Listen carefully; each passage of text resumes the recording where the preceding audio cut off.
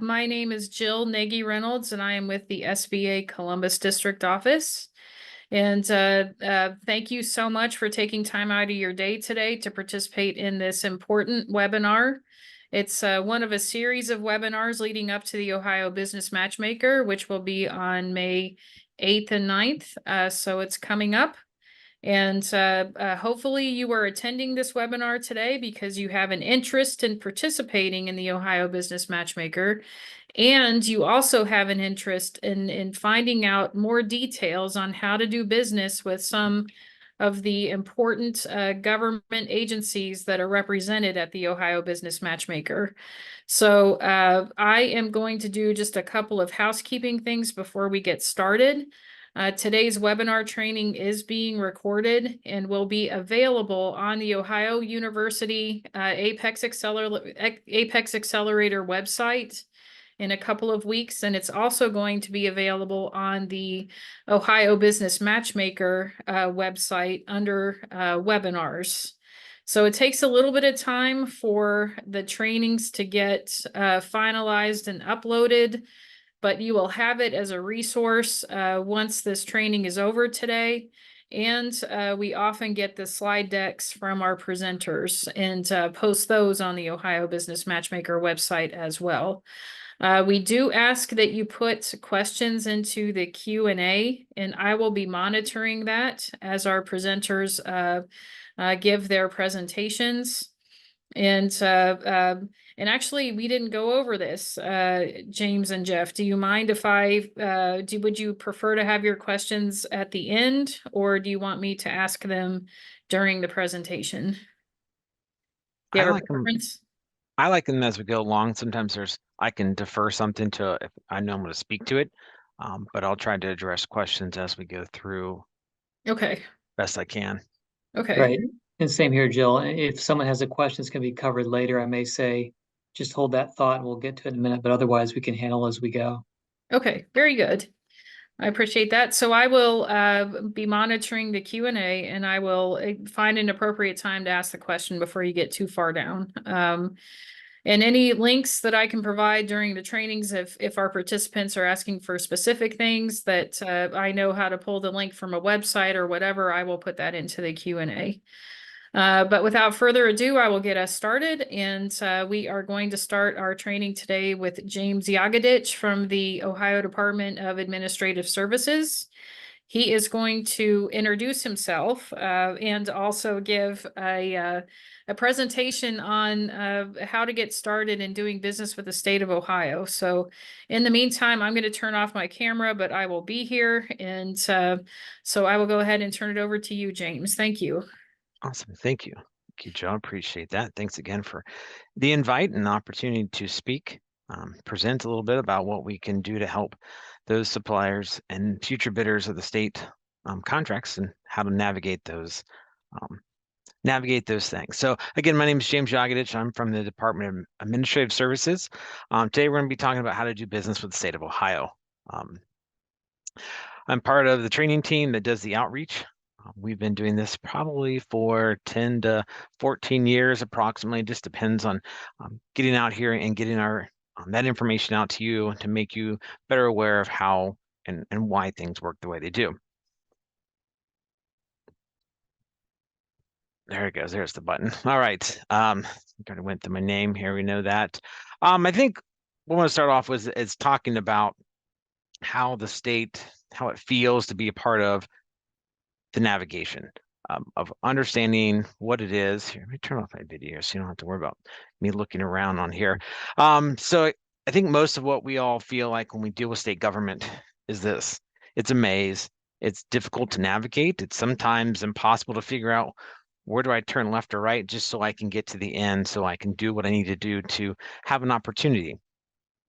My goal today is to put things more in perspective of a roadmap, to give you guidelines, checkpoints, that you understand how things are working so that you can see where you can participate in the opportunities, where you can actually take advantage of what we have available. So some of the key things I'm going to talk about, just so that you're aware of, explaining what does the state buy, what requirements are part of the purchasing process for us as state employees, Understanding how to establish and manage some basic profile, navigating those opportunities that do exist currently, and maybe a little bit about marketing your business during a period of time, as well as responding to opportunities. So one of the biggest questions I always hear from people I interact with personally and professionally is, what does the state buy? You may be surprised that the state buys literally everything that you buy as an actual business owner. We have to buy office supplies, we have to buy vehicles, fleet cars, we have to buy uniforms, we have to buy electronics, you name it, we buy it. And that doesn't limit us. We actually go even further beyond the basic stuff. Recently, in the past couple years, the Department of Natural Resources, we help them procure an actual helicopter so they can fly over the actual lands, forest, to do some of the surveying practices that are required to do.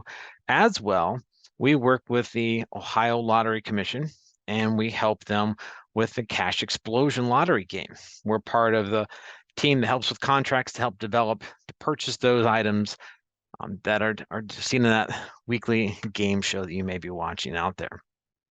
So again, a lot of things that we buy, you buy, and we buy everything else in between. And now you may think, how much does the state spend?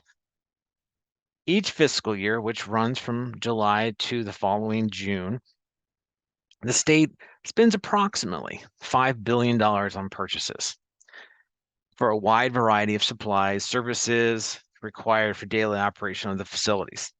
Now, during that year, state agencies spend approximately $1.5 billion on DAS contracts that are part of opportunities that we've had to create based upon needs. We need to purchase water bottles. We need to purchase this. We need to purchase that. And then I'm going to show you where that opportunity, where your chance to participate in some of those contracts will come along. So, but like I mentioned, there are some requirements for us when we want to make a purchase. We just can't go out and take our credit card and swipe it and then purchase it and use it. We have to go through some actual hurdles. And I think they're just more of guides to make sure we're not spending state taxpayer monies inappropriately, and then providing a better transparency of that. So I'm going to get into the first one here, and they're called the requisite procurement programs. All state agencies are required by the law to purchase from one of these following first requisite program that the state has for resources. Now, what that means, if I'm looking to buy a specific widget or service, and one of the three of these programs provides that, I have to purchase from that. I cannot go out to you as a current supplier that isn't a part of that. I have to go to these actual programs and purchase first. And now, if I can't purchase from them, there's then a second tier of the requisite procurement programs that I have to look at as well. So before we can even start looking at what things I can put on the street for bidding, what opportunities that you have, we have to start making sure we're checking off all the boxes so we can spend taxpayer dollars appropriately. And the ranges of what these programs provide can be janitorial, can be furniture, can be copier cartridges, ink cartridges that we use. There could be specific pens and pencils, a tape, etc. Some of these contracts and some of these programs are developed to provide certain services, organizations that are nonprofit for adults, maybe with disabilities, giving them the opportunity to have contracts and have jobs and have purposes, as well as some of our Ohio penal industries. They have quite a few programs that they provide that we're utilizing for print services, for example.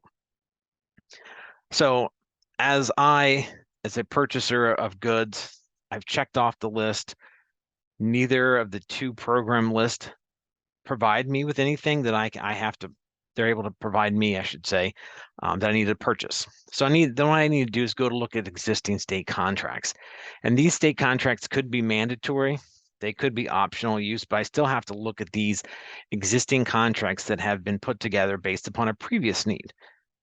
a previous need from an agency, maybe multiple agencies. Maybe we're a contract for fleet vehicles, for example, or janitorial and or lawn care and things of that matter. So once I've looked through all the existing state contracts and I can't find what I need, then I have to go on and look at my next step. And that's where kind of where we are as a group today, talking about how do I work with the state? How do I do business with them? What are my ways into those contracts and those opportunities? So as a state employee, I've done my due diligence to check all the necessary boxes. I'm at this step where I can establish a new DAS contract. All of our contracts are focused on a competitive selection process. One of the first ones are our invitation to bid, where these are very specific, very clear guidelines of what we're looking for. We're looking for the lowest responsive and responsible bidders. And also, this is a quick turnaround process. This isn't something that goes on for months or years of negotiations. This is I'm looking for fishing poles. We're the Department of Natural Resources, and we have a fishing program, and we want to provide fishing poles to the youth. I need to purchase 5,000 fishing poles with very specific lengths and style. When I put that bid out on the street, there's really no room for extra interpretations, very clear, which I can actually have a turnaround and be able to get in the contract, provide you a purchase order, receive those goods, and then it's on the go. Now, a request for proposal processes and contracts a little more drawn out because there's a lot more to them, because the specifications are not clearly defined, and they're intended to be that way so that we can find the best value for the state.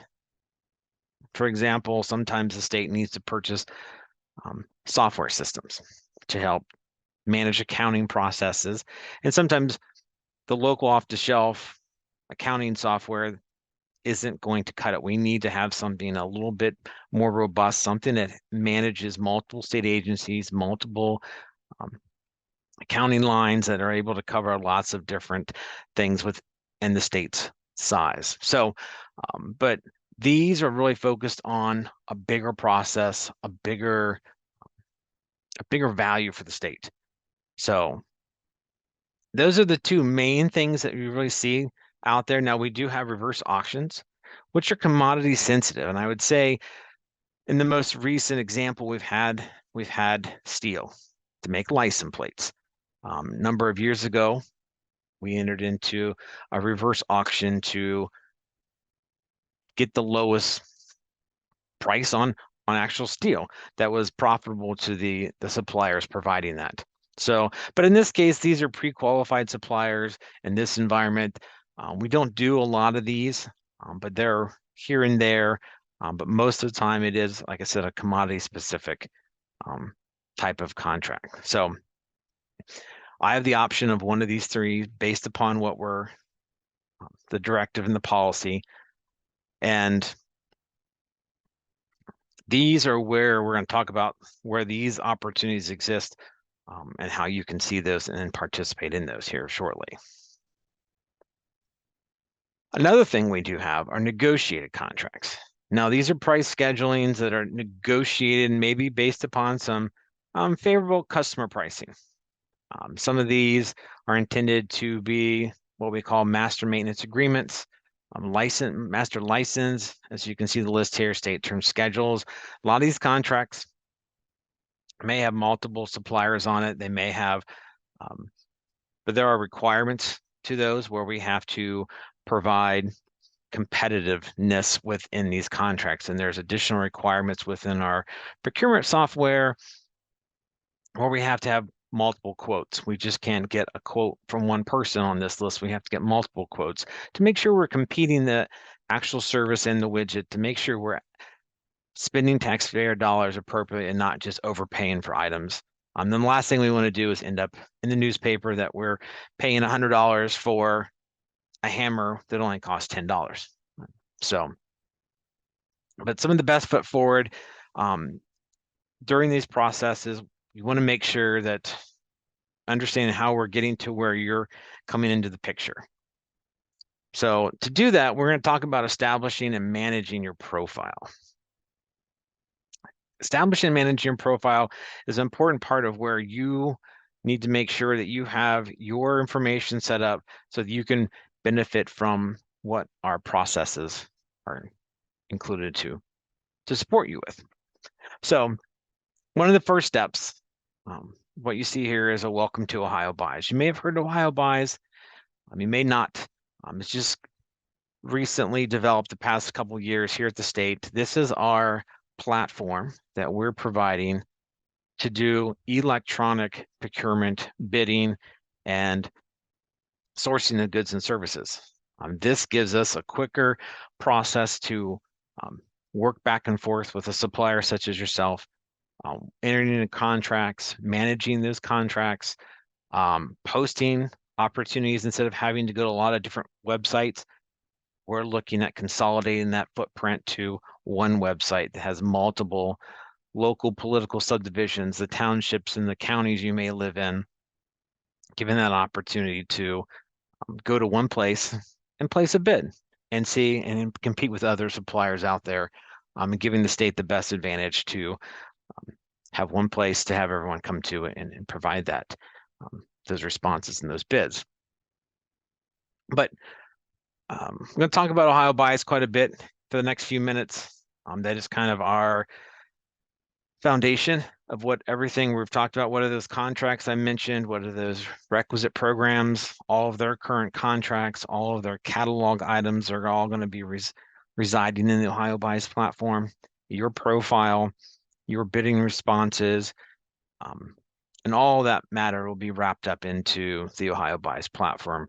Again, to provide a quick and efficient electronic system to lessen the paper process and the physical showing up at our Columbus location, submitting paper documents. This is definitely going to keep increasing that overall customer experience of that we're looking for.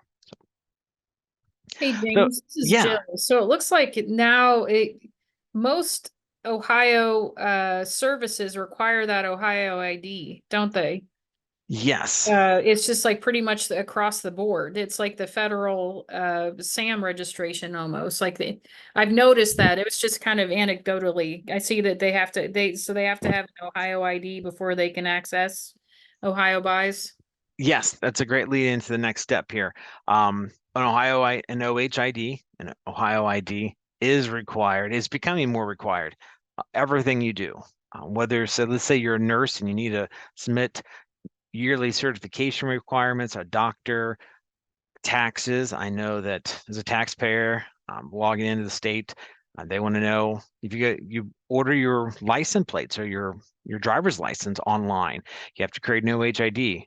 That's kind of where the state is going to, and the reason why the state ID, the OHID, is part of that larger process is to provide a more secure access to your information that no one else can get to, and making sure that as we transition to the electronic platform that exists. So great question, Jill.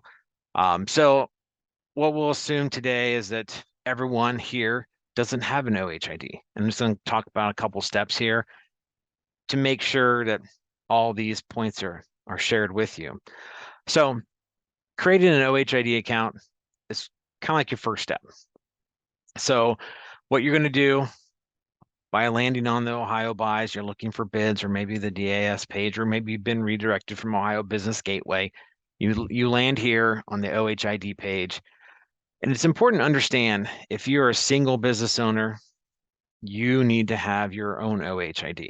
It's a single identifier. We're not looking at the company. You can add your company profile to your OHID down the road, but it's important to understand that everyone in your business that's going to be participating in solicitations and bids will need to have an OHID, and then associating them to the supplier profile of your company, in the future steps. So now, if you already have that, that's great. But for the majority of people that I run into during these types of conversations, they don't have those set up yet. But it is the first step to connecting you to the rest of the overall enterprise. So one of the things you need to make sure when you're going through that, you're going to create a basic OHID account. You'll need to establish that email. And it's your personal information. It's, again, number two, talking about the personal information. You're creating a basic username, a password. A great tool about the OHID platform, it's a recovery setup. I know a lot of different apps that you may set up to give you a chance to give a second email address or something that you can get recovery information so you can unlock your account. But it's basically these first 6 steps, and then you read the terms and conditions, and then you create an account. And what'll happen is that you'll get a notification with your username and password, and you'll be able to go in and log in to Ohio Buys and actually work on your contacts. And we'll talk more about that.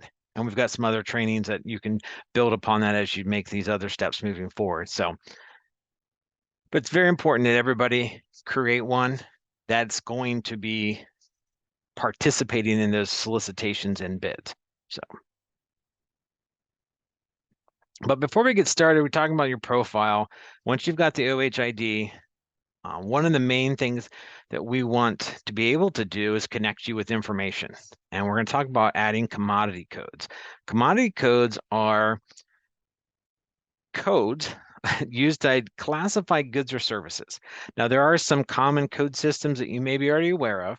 But just a couple off the top of my head, I believe the standard industrial classification codes, I think they're called like SIC codes, you may have heard those, and then NASIC, that's the North American Industry Classification System.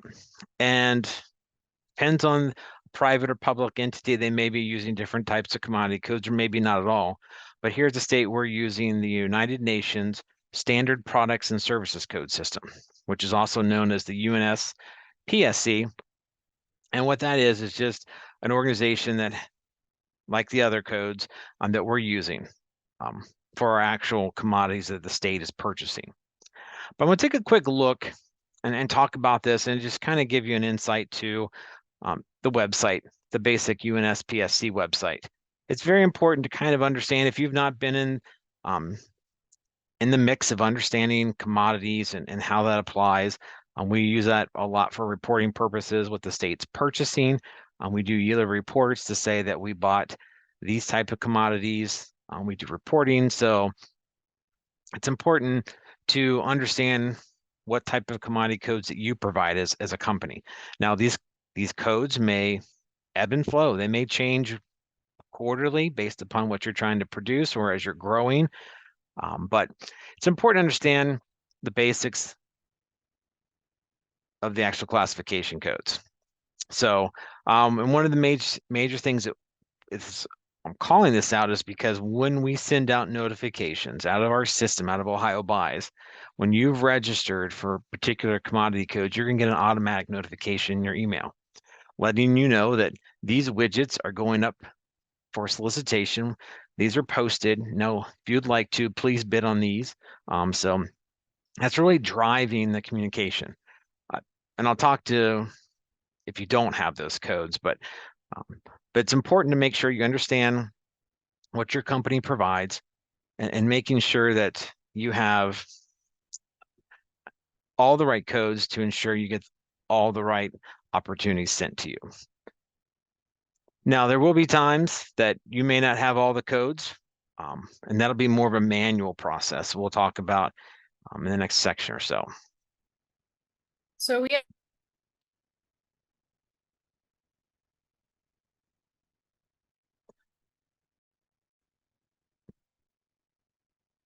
I heard a little bit, Jill, but I didn't.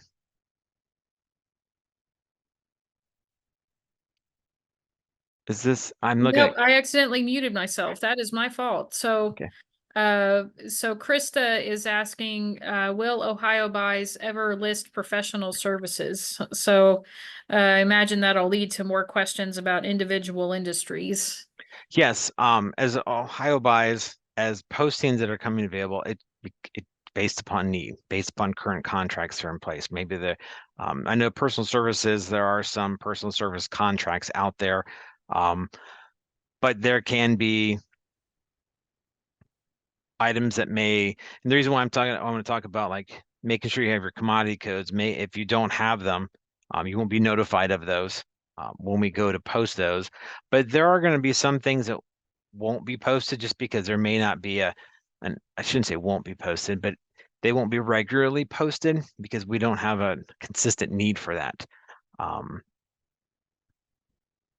But personal services is one of those things that it just depends on the need at the time. It may not be a contract or a current long-term standing need. It may just be a short-term need. And we're looking to get as many things posted through Ohio Buys as possible. Our goal is to have all contracts pushed through there. Right now, we're working with the Department of Transportation to get their contracts in. So we're really trying to get as many things in there as possible. But as it relates to personal services, it just depends on what's actually needed and what type of services that already exist. Hope that answers the question, Krista.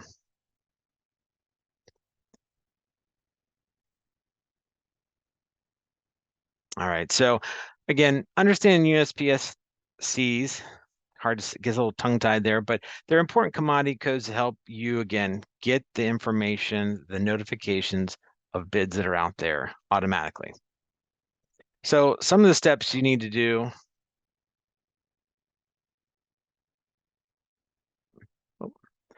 It's managing your supplier contacts. Once you create your OHID and you've got into Ohio Buys and you're registered, and it's important to understand that if you have multiple addresses, some companies may have a location that does the manufacturing of a widget, or maybe have multiple offices that have resources such as personal services, or let's say in another case would be plumbing or maintenance. You maybe have them all over the state. You may have multiple locations. It's important to understand that once you start building your profile, you can have multiple locations. And some of the things that are good takeaways are head offices. And we're going to talk a little about those, but there's some other training that we do provide that really digs down into the granular parts of this. So just with those questions and stuff like that, we can definitely follow up with those if necessary. But it's important just to, when you're managing your actual profile, when you get to Ohio Buys and you can manage whether, like, if you actually have catalogs you can produce, they're state managed, invoices, purchase orders, other performance issues, and here like general information where you can assign multiple people to your group. You can manage your commodity codes.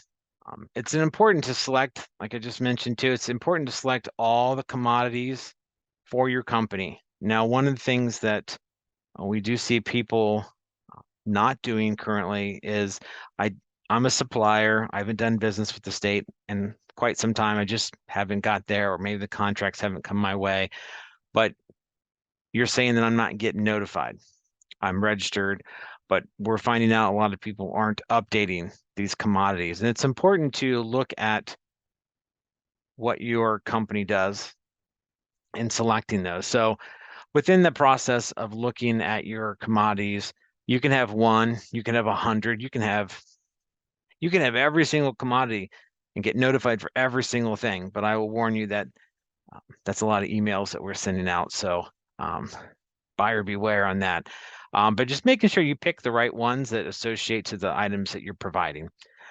Just a quick walk through here. And I guess when you're seeing this, there are within the functionality, opportunity to expand. You see live plant and animals, and you're like, well, this isn't it. And selecting the select all in this situation is definitely going to do a drill down. And what you'll see is the robustness of the tool. Well, you can do keyword searches. Maybe I just provide notepads, or maybe I provide fishing poles, for instance.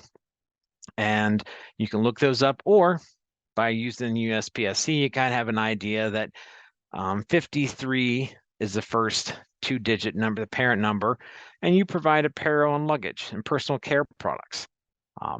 What you can do, you can either select the highest level, and what that is like the 53, sorry. That gives you everything. So anything underneath apparel. So the example here in the image is clothing, footwear, luggage, personal care products, sewing supplies and accessories. The list can go on, or you can select the individual commodities that apply to you. Maybe you just provide clothing and you don't provide anything else. By clicking that top red box, will give you notifications about anything underneath that 53,000,000. But as you see beneath it, that number starts to change as the category for clothing, for footwear. And as you expand that, more and more options will be able to drill down to provide you with those specific notifications for those specific things. But usually at first, what most people do is select clothing and then just to make sure they're not missing out on an opportunity. But again, understand the USPSC, there may be additional codes. There may be additional keywords that might bring up a different, so let's say it's 42 instead of 53. An agency is looking for something that's similar, but they use a different UNSPSC number. So it's very important to look through the codes and make sure you've got all the necessary codes that will help support you getting those opportunities.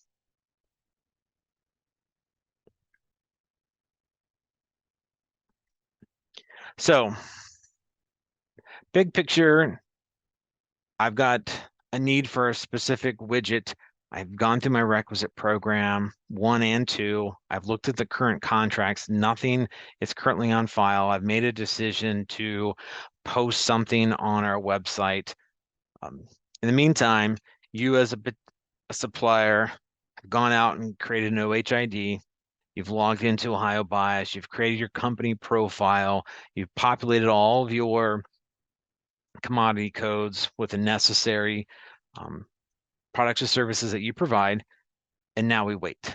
And what happens is once that gets posted, I get my solicitation and you're part of that commodity group, you get an email. There's 2 ways to view the solicitations. One is that specific bidder and supplier invitation. And that's where once I select that commodity code that you have in your profile, you'll get an email letting you know with a specific link, come back to Ohio Bias to review to see if you're interested. Or you can navigate the public solicitations page. Now, the reason why both of these are available is for bigger transparency. You may not be logged in to your Ohio Buys account. You may just be navigating the website, and you'll be able to see. You don't have to be logged in to be able to see anything. It's very specific to that. So, but if you're just looking on the website, and a lot of times people are always curious, looking around and seeing what's available. Maybe they're not getting notifications and they're curious, like, why am I not getting something? But people jump out to our Ohio Buys website. Within the middle of the page, quite a few things on that page, but you can see in the middle where Ohio Buys login, that's where you would have logged in to create that OHID in your portal. But these other 5 bubbles here on the bottom provide direct access to public information. What I've got highlighted is the public solicitations. Also, I've got public catalog. You can see all the items available to the state in one catalog, as well as if you're looking for public records. Let's say you're interested to see what happened on that last contract that got bid out that you missed. You can put in a public records request to get information pertaining to that, and that may help you understand where you came short on bidding or maybe getting awarded that actual contract. And then there's the supplier portal that takes you, if you're currently working with the state of Ohio and receiving payments for goods and services, that's your Ohio Pays site that links you back to that site as well. So in this case, We're not logged in. We're just curious. We're going to click on that public solicitations and just see what's out there. And what that provides you is a list of every single solicitation that's available. There may be 100, there may be 10, I mean, there may be none at the moment, but right now there's quite a few of things because we're really pushing to get everyone to put all of their quick purchases, those one-time purchases really quick, turnaround, also the RFPs, those longer processes for those bigger purchases for the state. But once you click on that link for public solicitations, it gives you all the information necessary. Then you get to filter, and that's from our old system, you had to start filtering up front to get what you needed. And this is a great opportunity to peruse. You can look for keywords. If you're just looking to say, my company does lawn care, maybe the commodity code for that is 17. You want to look at that up. Maybe you won't need, you've heard that Department of Rehabilitation and Corrections has a contract out there. You can, or a solicitation, you can look it up just by them. So lots of different ways, really robust opportunities to look through what's available. We also have preference programs that are visible from this first page. You can see the MBE set aside. Certain contracts across the state are required to be MBE, and that'll be denoted within the front page. And on the right, you might be able to see it. I'm not sure, it's a little blurry here, but MBE set aside. That is a column that you can actually look. And if you are currently registered as an MBE, those contracts apply opportunities for you. It may not be your commodity, but it definitely, these are set aside contract opportunities for that program area. And James, I just want to add, we're going to have a training on state certifications on April 10th. Stacy Cornett from the Minority Business Division is going to present on that. If you are, anyone attending is interested in the MBE, WBE, or EDGE program. And you can register for that by going to the Ohio Business Matchmaker website under webinar registration. All right, thank you. No problem. And I'll do a little plug there. Stacy's amazing. They do a lot of great things, and they're working on the process to make things more efficient, and trying to take those steps down to more manageable steps to be able to be certified. So you guys are in for a treat if you're able to attend that. But here on the solicitation, once you've got the actual solicitation that you might be interested in, we're just going to pick this first one. It's an MBE set aside. And what this provides you is the actual begin and end date that this solicitation is going to be posted for, how many days it will be allowed to be posted. There's actually inquiry dates. All of our all of our solicitations are encouraged to have inquiry dates. So that way, if you're looking at this and you're not quite sure if you understand the terms and conditions, maybe there's something that's misleading or doesn't have enough information for you to make a good bid, you can provide inquiries and basic question and answers that they'll be able to see, the analyst who created the solicitation, as well the answers that anyone else may have. Because again, the purpose of this is to make sure everyone has the right information, to share that publicly so that you can make the best decision on providing a bid, or maybe it's just maybe not an opportunity at that moment for you, and reading the Q&As, the inquiries will give you that information. But as well, there may be contract documents that are included that you have to review. For larger RFPs, there may be lots of documents, lots of required items that you have to print off and submit once you're ready to provide your response. Again, there's requirements and specifications that it's very specifically that we want this and we want that. We don't want nothing else. So there's a great opportunity for seeing that information to make that decision to move forward. And when it talks about sending inquiries, the Ohio Buys platform does allow you the ability to submit those questions and correspondences to the state. Because if you would call me up on the telephone, ask me about a specific bid or a solicitation, I'm not allowed to have that conversation and give you anything. I have to direct you to the inquiry, because giving to be transparent, give everyone a fair chance and not just speak to you and give you the leg up.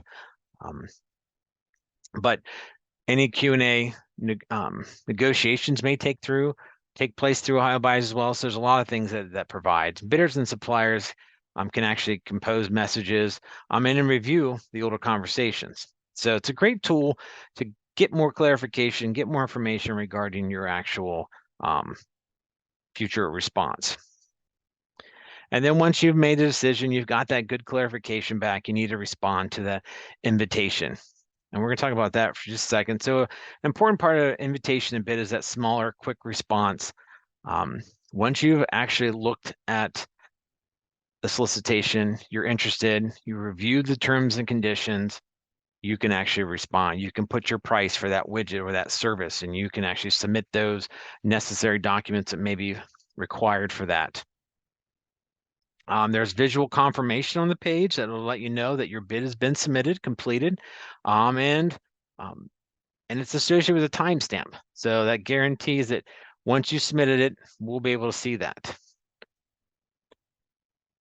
And looking at that, so when you're looking at the responses, one of the important things is you'll try to, if you're just looking, this is where you'll have to be logged in to Ohio Buys. And in this case, we're already logged in.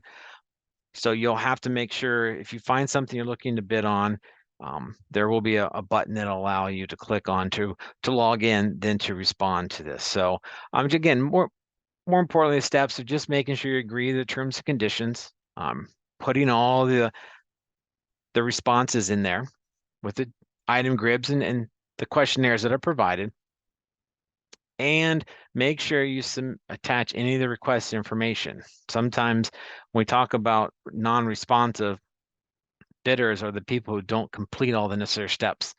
We can't reach back out to you and say, make sure you send this and send that. You have to make sure, double check everything before you submit your proposal, and submit your proposal on time.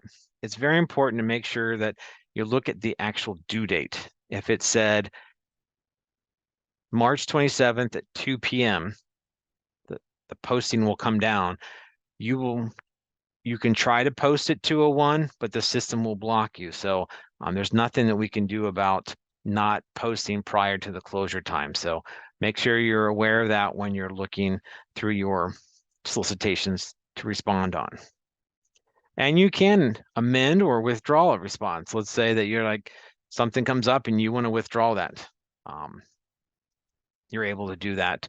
But, if you put multiple responses in for a solicitation, you'll just have to make sure you withdraw all of those before moving forward. And you have to do that prior to the bid date as well. And once you've submitted that response, there's an evaluation process that will begin. All the certified bids, and those are the ones that have completed and have been accepted, are delivered to our analysts. They'll review those.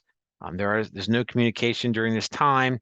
They'll be able to go through that. If there is any questions they do have, they will reach out via Ohio Buys to you, but reaching out to them, it's not something we currently do.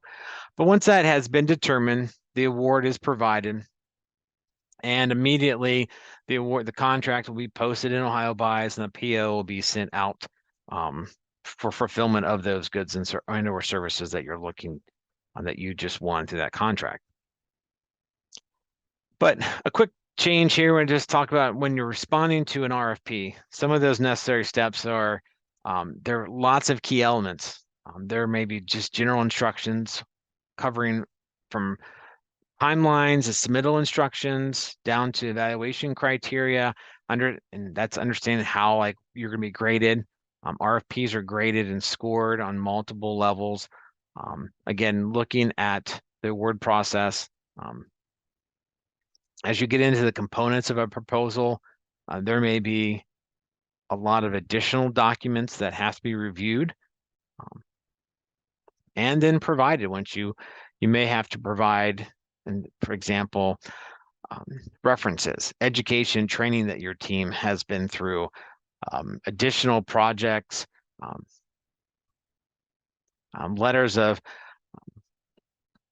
from previous projects and other companies, to even all the necessary steps that would be part of it, how you're going to handle the scope of work, what's the cost going to be. So there's lots of different parts and pieces. So if you're getting into those, just make sure, as I tell everyone, review everything, double check before you submit. Make sure you've got everything, all the ducks in a row before you click the save button to submit that actual response. But as I mentioned, those RFPs may take a little bit longer because they're looking at the best value for the state. They're scored at multiple levels, whether it's just what the product is, and then there's the pricing. There may be additional items that are reviewed, and our most recent application took 18 months to get through all the process to actually award our supplier the contract. So these could take quite a bit of time compared to those invitation to bids are a quick turnaround because they're specific and very direct to the point. But once that evaluation process begins, those proposals are evaluated and scored, as I mentioned. Again, looking for the best value of the state because that is the intended audience of our taxpayer dollar. We don't want to just waste money and not get something, but we may need to spend a little bit more to get what we need to grow and to handle the growth of the state's internet, for example. All right, marketing products and or services. This is a little extra part to talk about because not all of our contracts are daily. Our solicitations, there may not be commodity codes that your company provides that we are actively doing weekly, monthly, quarterly. It may be every other year when we purchase those goods or services.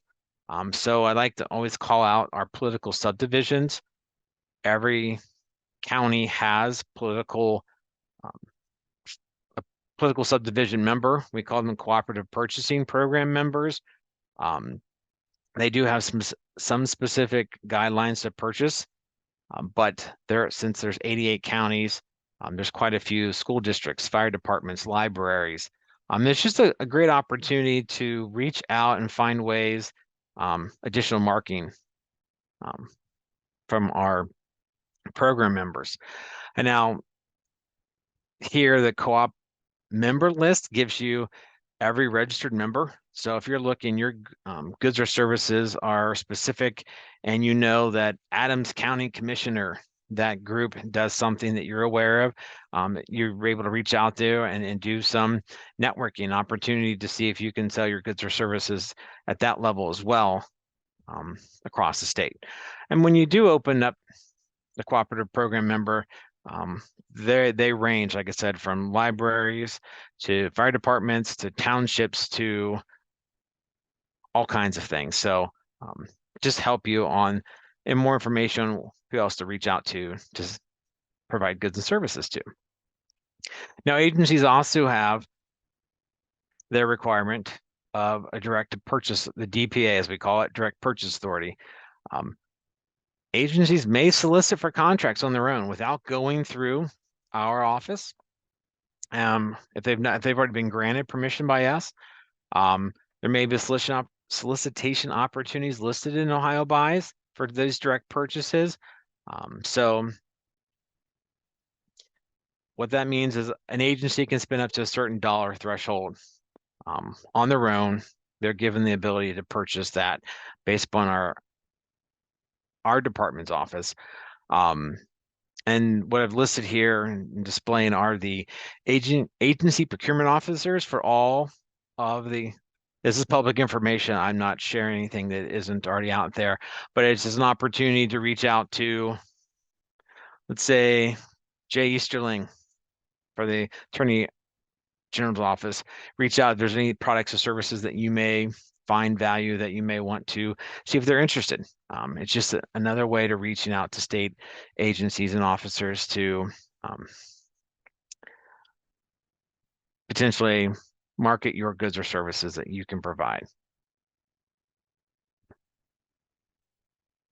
I'm going to talk about our website. I know I've talked about Ohio Buys. I am from the Department of Administrative Services, the Procurement Services Office.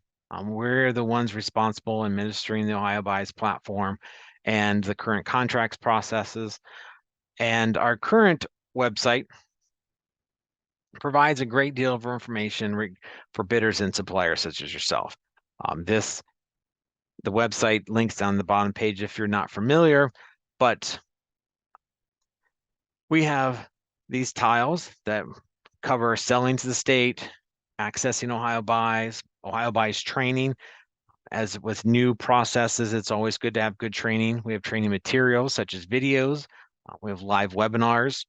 We have actual learner guides. We have job aids to assist you in all those typical questions that you may experience as you start to get comfortable and start navigating the Ohio Buys platform, such as navigating, updating your commodity codes, adding contacts, searching for an invoice, etc.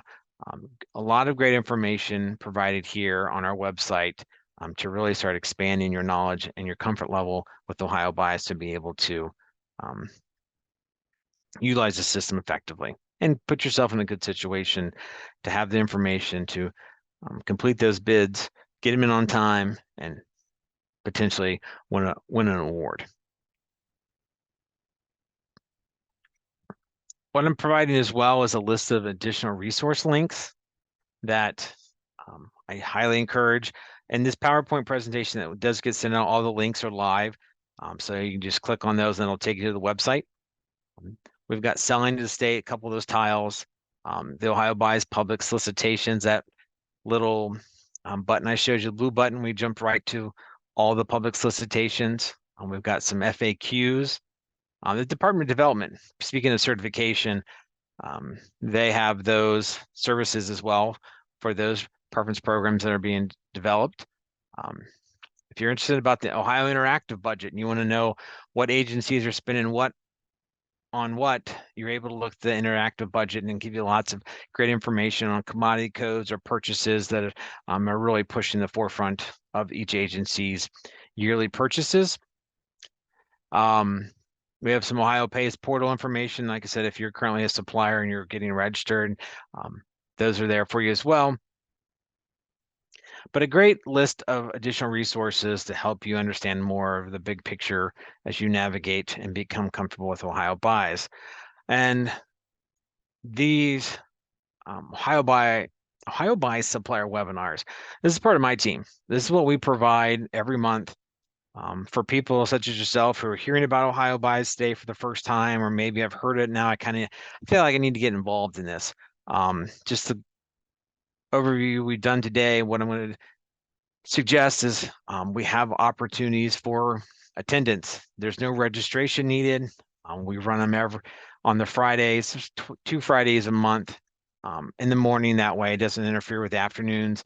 They're great. They're about an hour and 15 minutes long. We get into step by step of the process of accessing the Ohio Buys platform and then navigating all the necessary parts and pieces and setting up everything so you're benefiting from that, as well as are responding to Ohio Buys opportunities. Those are the solicitations.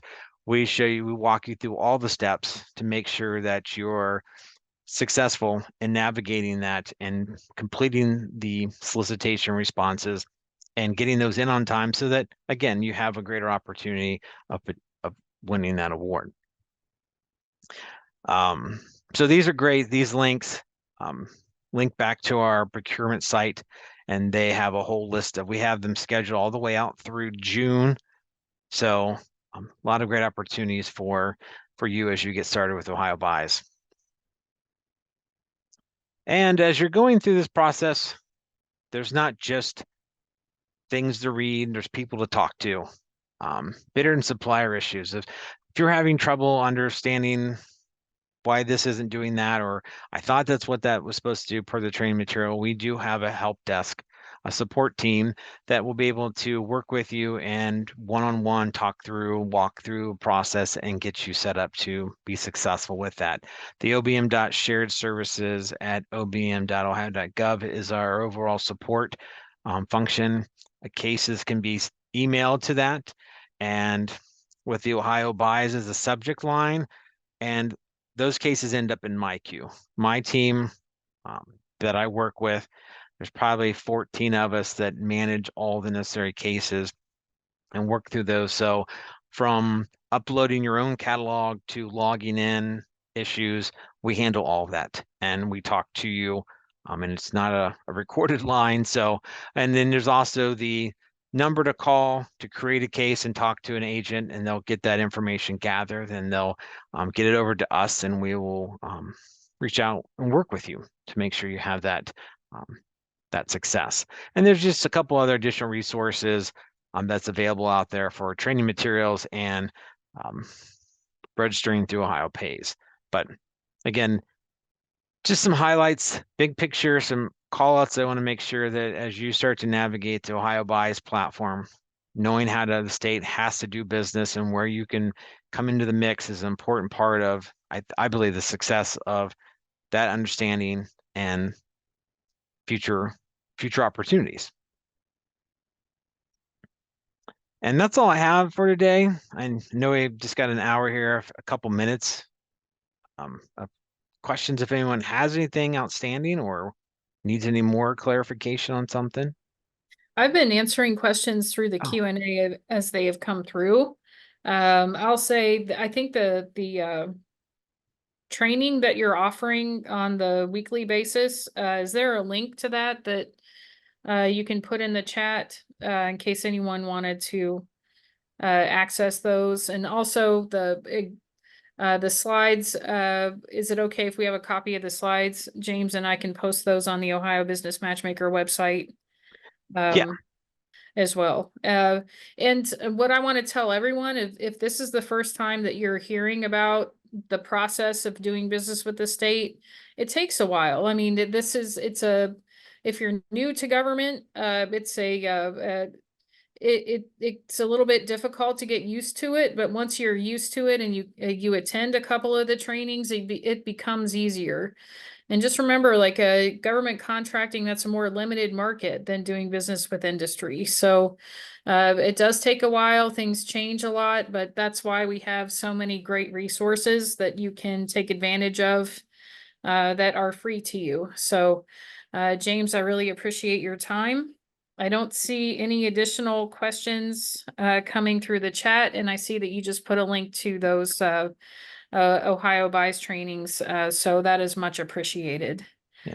So, all right. And you will be at the Ohio Business Matchmaker on May 9th. Is that correct? Or that is correct. We're going to have, I think, 2 booths. We're going to have a couple of my staff being able to work through. I know we're going to have some basic conversations and scheduled appointments, but my team's going to be on site this year to do some live in-person kind of checking and validation. If you've got questions about your profile and commodity codes, and maybe some additional information, we'll be able to help out on the spot this year. I know we're trying to grow into that. Instead of just saying, here's a piece of paper and we'll give us a call, we're going to try to be more available to this year. I appreciate that. That sounds great. Very good. Well, I look forward to seeing you then. Awesome. All right. Well, thanks everyone for the opportunity. And if you have any more questions come up, I'll provide more information of contact to reach out for additional support. Okay. Thank you very much. Thank you. So we will switch gears here, and I'd like to introduce you to James Westhoven, and he is with the Ohio Facilities Construction Commission. So as you could see from James's presentation, the Ohio Facilities Construction Commission is also through the state of Ohio, but he's going to just go into detail about what they buy and how you can get started. So Jeff, if you wouldn't mind introducing yourself, and then I will be monitoring the Q&A. Thank you. And if you can put it on full screen. I think it's on. Okay, it's on full screen. You're good. Great. Okay, thanks, Jill. Yeah, welcome everybody. Jeff Westhoven, Chief of Program Services at the Ohio Facilities Construction Commission. And I was glad to see a lot of James's presentation because a lot of the things that we will do in terms of doing business at OFCC will be in common with Department of Administrative Services and some of the other state agencies you'll probably be hearing from. So we'll start with kind of the topics we wanted to cover for this audience. And DAS, the Department of Administrative Services, is a central procurement arm for supplies and service in the state. OFCC is the central procurement arm for construction in the state. So we'll talk about the types of projects we manage, and of interest to you, of course, the types of companies we hire, who we do business with. As you're perhaps pursuing construction projects, there are some factors that you consider in deciding which ones to pursue, and so we'll give you some information on those. Also important to know who awards construction contracts. You may be driving somewhere and see a construction site and you're wondering, who do I talk to? Or, who can I get more information about that particular project? So we'll go through who awards construction contracts and how they're awarded, what process to use. Also, even before those are up out of the ground, where to find those opportunities. We'll talk briefly about a small and disadvantaged program called EDGE, which we participate in. And then, assuming a lot of the companies here are going to be small companies, we'll give some tips for those companies doing business with OFCC. So the types of projects that we get involved with, a lot of school projects that are both state and locally funded. Also colleges and universities. Many of those will have their own authority to do construction on their own, but we do get involved somewhat with especially the two-year colleges. Cultural facilities, so historic theaters, amphitheaters, historical sites, those types of facilities, even sports stadiums, those are considered cultural facilities. We have a financial role in those. And then finally, state agencies. And state agencies could be, for example, the Department of Rehab and Correction, the prisons. Department of Transportation has roads, of course, but they also have buildings like this garage that you'll see here. For example, Adjutant General, the Ohio National Guard, has their facilities that are state facilities. Natural Resources with the parks, they have cabins and state park lodges. Those are all buildings that we get involved with in terms of our role. The types of companies we do business with, a lot of design firms, so architecture, engineering firms, consulting firms, especially like commissioning agents, subconsultants, companies that manage construction, so project management firms, design build firms, and of course on the contracting side, all kinds of trade contractors, so general contractors, plumbing, HVAC, electrical, any subcontractors that work within those, and then also all the material suppliers, could be, half of the cost of a building might be material supply. And so there's a lot of companies behind the scenes that are part of our projects as well. So if you find yourself on this list, keep listening because we'll talk about how to take advantage of some opportunities that we have in these areas. You'll see a lot of construction going on in Ohio. And so, of course, you can't pursue every project. So these are some of the questions you might be wanting to know the answers to before you pursue a project. What service is needed? For example, if you're a roofing company, is there roofing on this particular project? How big is the project? You want to have something that's the right size for you. Where in the state is it? When is it going to be bid? You may have other projects in the queue. You're looking forward, maybe the project has the right timing for you. The delivery model, whether it's a general contracting type project or whether it's it could be a design build. Certain companies have different preferences for those. And you'll also probably want to know who the owner is. You may have a good relationship with one of the particular agencies and maybe you want to work with them. So those are all factors that may come into play in terms of which projects you're interested in pursuing. When it comes to, what types of projects, I guess what the categories are, there are some major factors that come into play. One is the law and one is the source of funding. Strings attached to both of those, right? So the source of funding for most of our projects is the capital bill. The capital bill is every 2 years, the state puts together a bill which funds largely all their capital construction. We're about 2 to 3 months away, probably now, from hearing about the next capital bill. So we're all just kind of waiting to see how that shakes out. But the capital bill has certain strings attached to it. For example, what the conditions of the contract are. If, for example, prevailing wage applies. Sometimes that's the law and sometimes that's the source of funding. The law will also determine For example, who awards the contract and what award process is followed. For example, for professional design, for architects and engineers, the law requires us to award based on qualifications only. So we'll go through a process of soliciting qualifications, and then price gets negotiated later.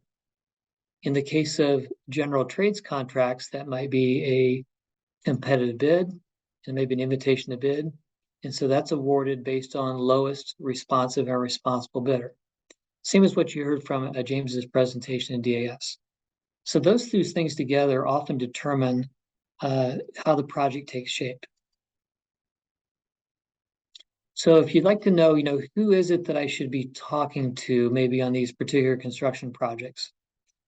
We have in here the 3 or the 4 project types that we deal with. So schools, state agencies, higher education, and cultural. What I wanted to draw your attention to is kind of who makes the contract decisions on that. So for example, on a K-12 project, if it is both state and locally funded, which is the most common, where you'll see the state will provide some of the funding, and then the local school district will have a levy, they'll pass their levy. Now we have a joint funded project. That is administered by both OFCC and the district. And the money that we get is from the capital bill. There are also some K-12 projects that are done by the district only. They may have just a local levy, does not involve state funds. And then in that case, all the contract decisions are there. So we would not be involved with those. For state agency projects, it largely depends upon the size of the contract. If a project is in value less than $3 million, then often that is what we call locally administered by the agency. And the equivalent of that on the state purchasing side would be direct purchase authority. So below that threshold, agencies, if they follow all the same process, they can administer those themselves. If there's a project, for example, at Natural Resources that was $2 million and it was locally administered, then all the contact and all the solicitation will be running through DNR directly. If it's over $3 million, then that's one of our projects that we will administer. Similarly, in higher education for colleges and universities, most of the 4-year colleges and universities manage all their own projects, for example, Ohio State. But if they're, for example, a community college or some of those other ones, they will be administered often by OFCC. And again, that's if state money is involved. In higher education, you may have donors or other local sources of funds. We wouldn't be involved with those projects. And then on cultural facilities, that money does come through the capital bill, but those are all locally administered by, for example, the Arts District or the museum or the local historical center, whoever actually is the owner of that. They would make the contract decisions on those. So really the ones we're focusing on are these ones, and I'm pretending as if you can see my cursor. I don't know if you can see that, but the colored ones here that say OFCC. Yes, So those are, we can see it. okay, that helps them. So I'm going to use that again. Thank you, Jill. Okay, so we just talked about who awards the contract. Now we get into how do you do it, like what award process is followed. And you'll see some commonalities here with what you just heard from DAS. Requests for qualifications are a process where we essentially award the contract based on qualifications only. And to respond to that, a company submits a statement of qualifications. We in the procurement side, we will score those statements of qualification. We'll shortlist. From the shortlist, typically that's 3 companies, we will interview, select the most qualified, and then we'll negotiate a fee from there. If it turns out that negotiations fall through with the lead company, then we can go on to the second and so forth. That's the RFQ process. In the next slide, I'll show you which contracts we award through that process. Best value is kind of what you would think. It's a combination of qualifications and price. In some cases, we will do this in 1 step or 2. In 1 step, we will ask for, in a request for proposal, we'll ask for both qualifications and the price together. In other cases, it may be a 2-step where we qualify companies first, we shortlist to 3, and then we ask for a price proposal. But both of those elements are scored to determine who the winner is. So it's both quality and price, and those two together make up the award. In the case of construction bids, this is basically the invitation to bid concept that you heard from DAS. That is a bid where essentially the award goes to the lowest responsive and responsible bidder. And responsive means that a bidder has essentially submitted everything that's required, filled in all the blanks. They have responded, they're on time.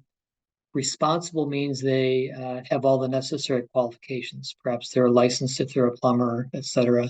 They've been in business for the requisite amount of time. That's responsible. As long as they meet both of those two criteria, then the award goes to the lowest cost among those that are responsive and responsible. Okay, so we award through RFQs. These are all the professional services: architects, engineers, construction manager agents. Sometimes a school district, for example, will hire an owner agent. That is a consultant, if you will, that will help them through the process. Also, there are cases where we'll hire, it's a variation of architect and engineer contract called criteria architect. Commissioning agents. Commissioning agents are companies that help essentially tune the building towards the end. We hire them more specifically for HVAC and for building envelope to make sure that the building is performing as it needs to before it's turned over to the owner. And then sometimes we'll have other specialty consultants as well. All those contracts are awarded by request for qualifications. For best value, we use best value specifically for larger contracts like construction manager at risk and design builders, energy performance contractors. These are companies that you may have heard the term single prime contractor. They are assembling all the construction trades within their contract, and they're providing essentially a proposal to us for all that work. In the case of construction bids, these are projects where the design is already complete, essentially, and we have a complete set of designs and specs. Those get published, and that becomes the basis of someone bidding on the construction project for trades. So that would be kind of the trade contracts. So we're going to first walk you through, if you're one of the companies kind of on this list, how you would go about finding more information on RFQs. And this is taking you to our website.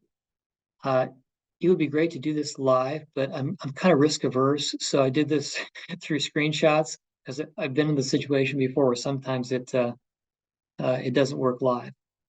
So this is a snapshot of our website under Finding Opportunities and Overview. So we're going to go to the next one. And within here, if you click on this Project Opportunities, and then Bids and RFQs, right, that will take you to a page that looks like this. And you'll see qualification-based selection, right? We're going to click on this one right here, qualification-based selection, and then you'll be presented with a table. And the table will have currently the projects that we are listing right now for qualification-based selection. Now, I did this probably a couple weeks ago, so these dates have already passed. But if you remember back to the slide where I said, the factors that you're probably interested in knowing before deciding on whether to compete on a project, the service needed, right? So this will tell you parking lot improvements, for example, lighting and project improvements. Project size, this will have the dollar value here, so give you a sense of the size of the project. Location, that will be in this document, and I'll go to that in a minute. The timing, so it'll show you when we were publishing this and when the document's due. What delivery model we're using, so if it's a general contracting or design build, that'll also be in this document. It'll also tell you who the owner is. In this case, this is Department of Mental Health and Addiction Services. Okay, so we'll go to the next. And we're going to click on the project number. You'll see a link here, and this will take you to a document. And this will show you, more detail. Here's the response deadline. Here's how to respond. So in the case of this, since this is a smaller state agency project, this is going to be managed locally by the agency. So the response is going to go back directly to the agency. Similarly, there's a inquiry process. If there are questions, and it goes to this person, and they'll respond to those questions. And then here, and this scrolls on further, I don't have the whole screenshot, but it'll show the scope of the project and what they're looking for. All right. So that was an example of a request for qualifications. Let's do an example now of best value selection. So this be if you're a construction manager at risk, design builder, energy performance contractor. Similar front door, right? You go into project opportunities. We'll click on, this time one further down, best value selection, which is right here also. And then you'll be presented with a similar table. Again, the service needed. Project size, these generally are larger projects, right? The location, this particular one, Fairborn City School District. Here's your timing on publish and due dates. The delivery model, this is a construction manager at risk project. These are design build projects. And the owner in this case is Fairborn City School District. This would be one that would be managed by OFCC, kind of a joint school and state funding. You notice a link here on project number. So again, we'll click on that, and that will take you to a similar page with more details, right? Here's your deadline for response. Here's how to respond. So in the case of this one, this is going to our procurement office for responses. There's a procedure for questions, should you have questions before the deadline. And then going on the next few pages, this will talk about the particular scope. In this case, we're building a middle school, and it talks about lead certification, size, that sort of thing. That was an example of construction or best value. Now let's go on to construction bids. And back to this same familiar page by now, construction bids, we're going to click on this. And in this case, a little different table, but it will show, back on here, the owner, project number, when it's due, where it is, and there will be different columns here. This is the public bid announcement. This is a solicitation. And then these are the actual bid documents. So you can click on any of those. On the public bid advertisement, this will similarly show you some of the details, right? Here's the deadline and how to respond. And I'll talk about Bid Express in just a minute here on how to respond. This will give your scope. In this case, we've got a base bid, and then we've got some additional alternates, which will show, alternates are awarded if the contract budget allows it.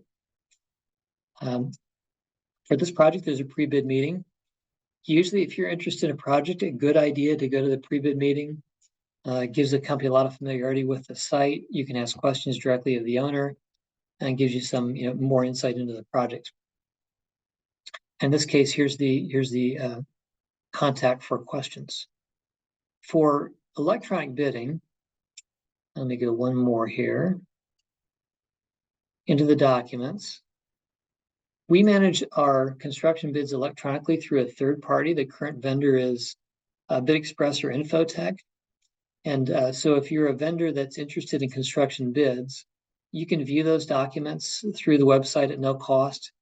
If you are interested in actually submitting a bid, that's a one-time fee or a monthly subscription to see all those bids.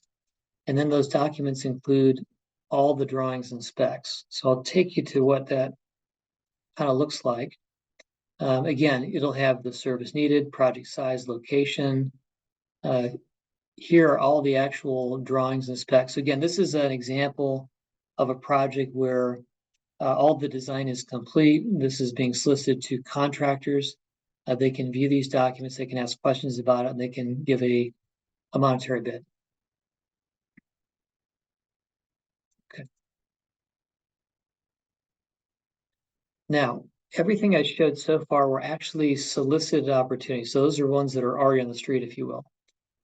We've had some questions from the vendor community, and they've said, do you have any idea of stuff that's coming up around the corner?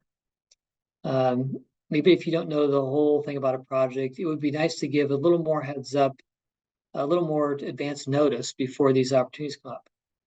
And so as a result of that, we put together this coming soon section of our website. And coming soon has largely some of the same things you'll see on the solicitation, but we don't know the timing yet, right? This is a snapshot of our coming soon. So these are projects that are not on the street yet, but they're going to be coming. And in our kind of criteria is within the next 60 days or so, we expect these to be advertised. So in the case of this first one, this is a rest area project for Department of Transportation, Butler and Auglaize rest areas. We know who the owner is. We know this is a construction manager at risk. We'll know it's going to be 29 million or so. What we don't know then is just the timing yet. So it'll be soon, but it's not ready for those dates, and so forth. And so so this is, I think, a good way to get information out there. If you have a lot of projects that you're interested in bidding, we believe this gives you a little bit of insight into project that might be more to your liking, especially if it's, here's Georgetown Edition. This is down in Brown County, Ohio. This is something that it's going to be a big project. It'd be good to know if you're a contractor in that area before it actually hits. So that's how you reach the coming soon. Okay. And then let's see, construction bids. We just went through that. Another thing to keep in mind is you can go to the website and get any of this information at any time. Now, if you don't want to camp on the website all the time, you can also get automatically notified of bid opportunities. Similar concept as to DAS. You would subscribe here, and it will give you different check boxes of types of projects you're interested in. If you check those, you'll get then an email whenever we have an opportunity that matches what you have selected. So if you're a trade contractor and you're interested in construction bids, whenever we have one advertised, we will send an email. It'll give a link to the bid documents, and then you can take a look at that and see if that's something that you're interested in responding to.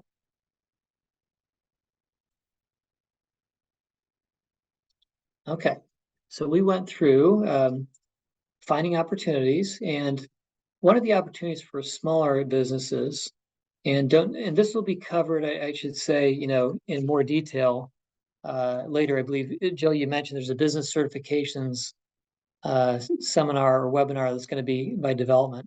So they'll Yes, cover April 10th. Yep. Great, and that's perfect because that'll be a much more detail on this EDGE program. But the EDGE program is for small and disadvantaged businesses. It's not just construction, it's supplies and services. It's really everything. Certification is through the Ohio Department of Development. All of our construction projects include a minimum EDGE goal of 5%. And so what that means is if you take the total value of the project, at least 5% of the dollars have to go to a firm that is EDGE certified. When we solicit bids, we do RFQs, that goal will be in the solicitation. And then the companies that respond, if they're not an EDGE company themselves, they would need to partner or subcontract out at least that amount to the small business. In order to get EDGE certification, you can be, in terms of disadvantaged businesses, it can be women-owned business, can be minority-owned business, can be located in a, for example, Appalachian area, hub zone. Those are all examples of disadvantage that qualify.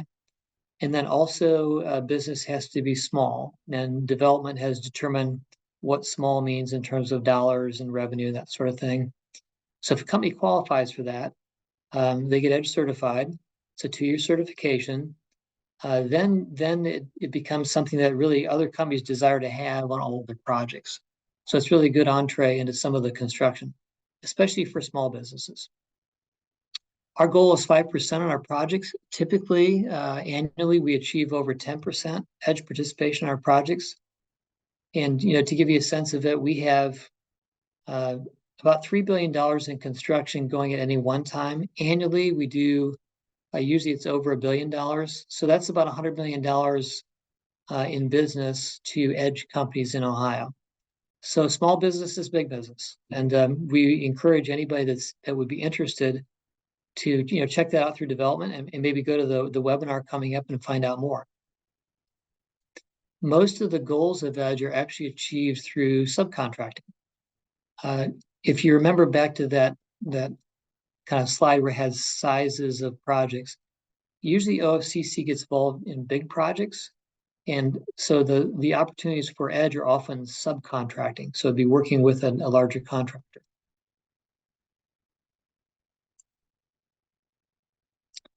Okay, then specifically for small businesses. So here's some maybe takeaways. We'd always start with consider EDGE because that's going to be part of every one of our projects. We would encourage you to view the opportunities on our website and then again sign up for automatic notifications if that's something that you're interested in doing. I'd mentioned that for small businesses, oftentimes the opportunity is as a subcontractor, and subcontractors work in teams. And so networking, as you probably know, is very important when it comes to these kinds of projects. Oftentimes that network happens at pre-bid meetings. And you'll notice on some of those solicitations, if we have a pre-bid meeting on site, it'll say when that is, where it is. If you're interested in that project, we encourage you to go to the pre-bid meetings on site, talk to the other vendors there, because often that's where some of the teaming arrangements happen. If it turns out that you can't attend a pre-bid meeting, but you're interested in still the project, one of the lesser known things is that the roster of those who go to the pre-bid meetings is public record. So you can ask the project manager, you can go to the website, you can find who the owner is, and you can ask for the roster of who attended the pre-bid meeting. That'll give you a list of the companies that are interested in the project. That's another way to solicit them and find out if they're interested in teaming with you.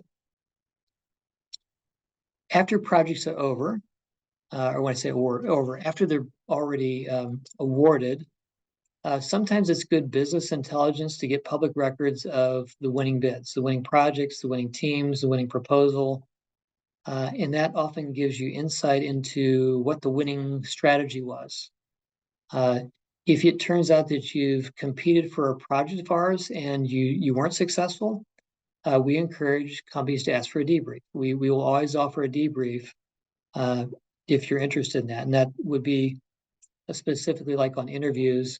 Your question may be, how could I have done better in the interview so I could have won the bid? We're happy to do those debriefs at the request. And the final plug, of course, is for our sponsors here, right? Take advantage of these resources you have, the Apex Accelerators and all these webinars and things that you have for small business. A great resource.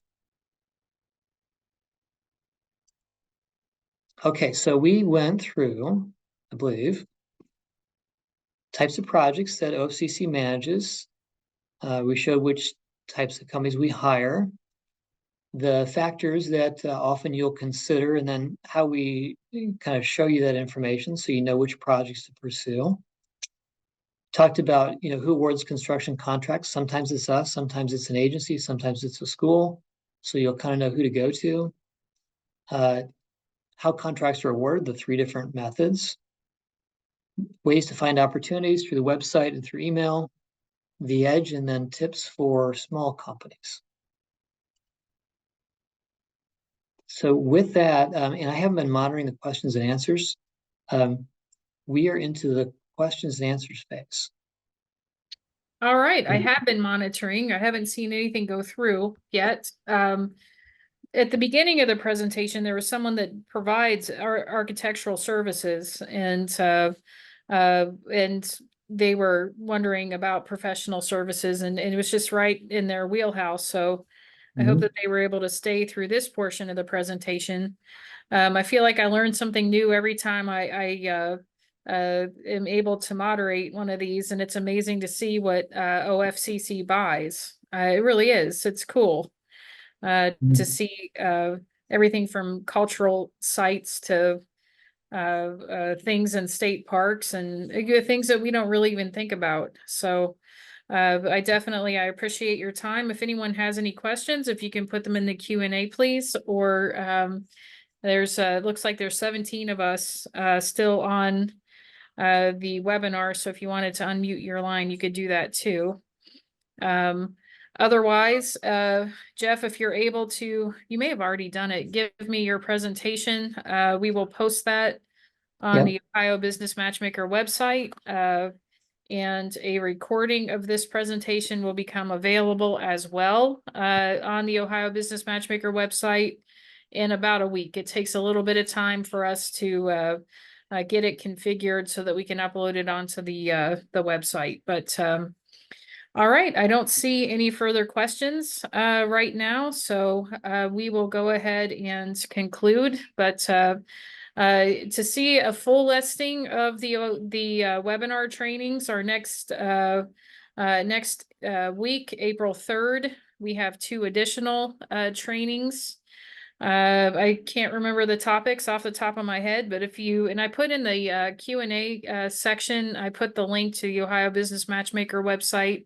If you go there and then click on webinar registration, it has a list of all of the webinar trainings. I believe the afternoon training for April 3rd is doing business with the Department of Natural Resources, the Ohio Department of Natural Resources, and the federal EPA or Environmental Protection Agency. So take advantage of them if you can, but otherwise, if there are no further questions, we'll go ahead and conclude for today.